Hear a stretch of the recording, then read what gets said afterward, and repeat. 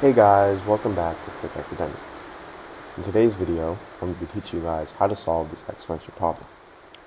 And make sure to stick until the end of the problem, where I have 3 bonus problems that are similar to this one, which you guys can try to solve. Alright, so I have 9 to the power of 900 minus 9 to the power of 901. So for our solution here, first start with 9 to the power of 900 minus 9 to the power of 901. Now 901 here, this is the same thing as 900 plus 1. So now I have 9 to the power of 900 minus 9 to the power of 900 plus 1. Now, if I have something in the form a to the power of m plus n, this is the same thing as a to the power of m times a to the power of n. So 9 to the power of 900 plus 1, that's going to equal 9 to the power of 900 times 9 to the power of 1. And now, because both of these terms have 9 to the power of 900 in them, I can simply factor out 9 to the power of 900. So now I have 9 to the power of 900 times, now 9 to the power of 900 divided by 9 to the power of 900 is simply 1, minus 9 to the power of 900 times 9 to the power of 1 divided by 9 to the power of 900. All that's left is 9 to the power of 1. So now this is equal to 9 to the power of 900 times 1 minus 9, because 9 to the power of 1 is the same thing as 9.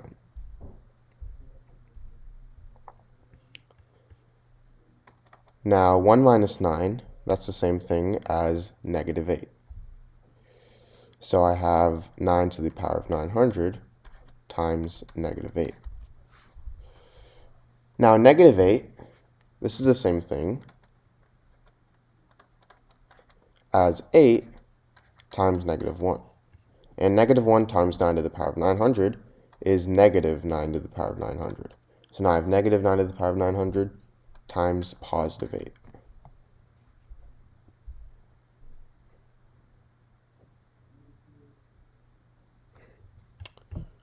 Now I'm going to rewrite 9 as 3 squared. So now I have negative 3 squared to the power of 900 times 8. And now if I have something in the form a to the power of n to the power of m, it's the same thing as a to the power of n times m. So 3 to the power of 2 to the power of 900, that's going to equal 3 to the power of 2 times 900. And 2 times 900 is simply 1800. So now I have negative 3 to the power of 1800 times 8.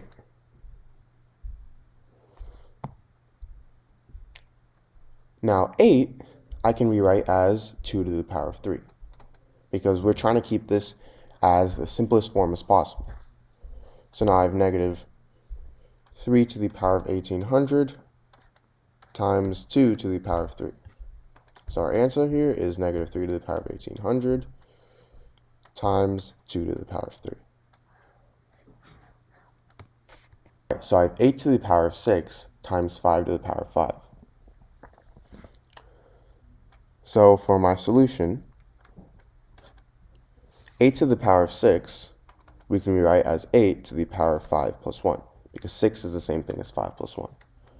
So now I have 8 to the power of 5 plus 1 times 5 to the power of 5. Now if I have something in the form a to the power of m plus n, this is the same thing as a to the power of m times a to the power of n. So a to the power of 5 plus 1 is going to equal a to the power of 5 times a to the power of 1. Now this time is 5 to the power of 5. Now if I have something in the form a to the power of m times b to the power of m, this is the same thing as a times b to the power of n.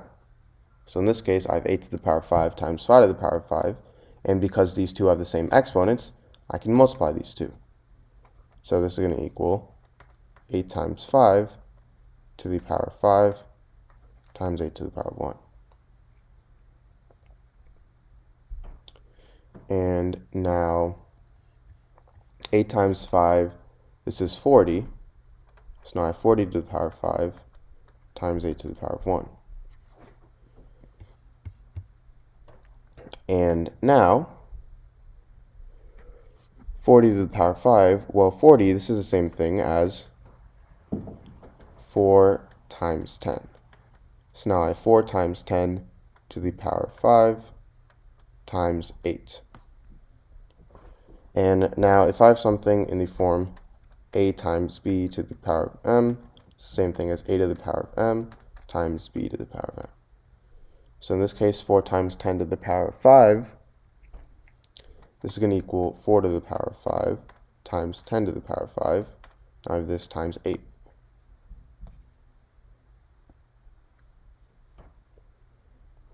Now 4, this is the same thing as 2 squared. So if I replace 2 squared with 4, I get 2 squared to the power of 5 times 10 to the power of 5 times 8.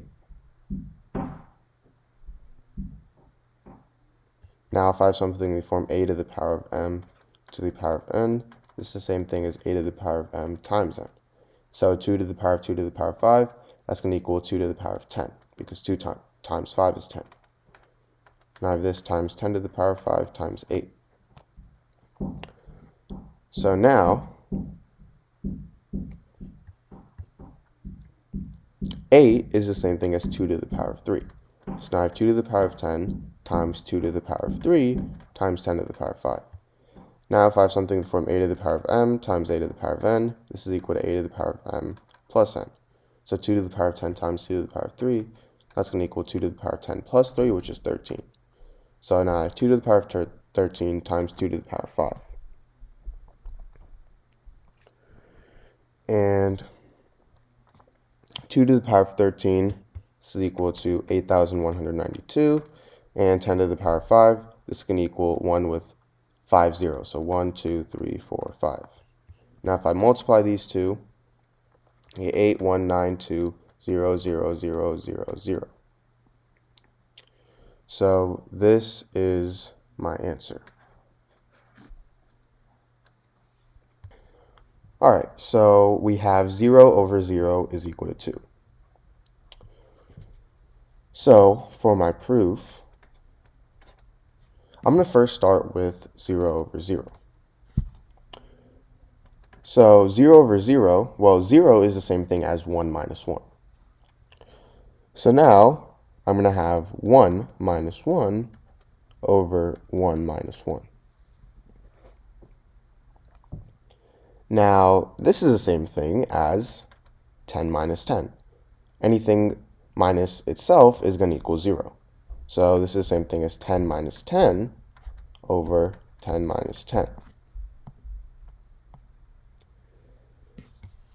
And now this is the same thing as 100 minus 100 over 100 minus 100.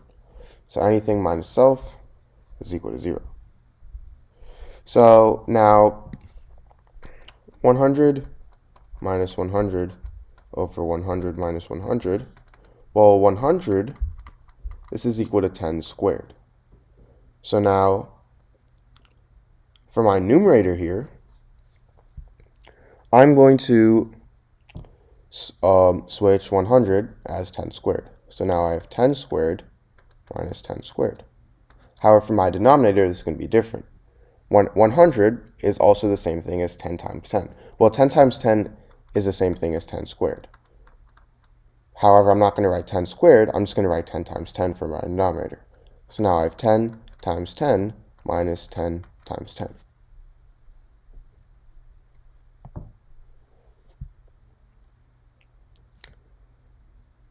Now, if I have something in the form a squared minus b squared, this is equal to a plus b times a minus b.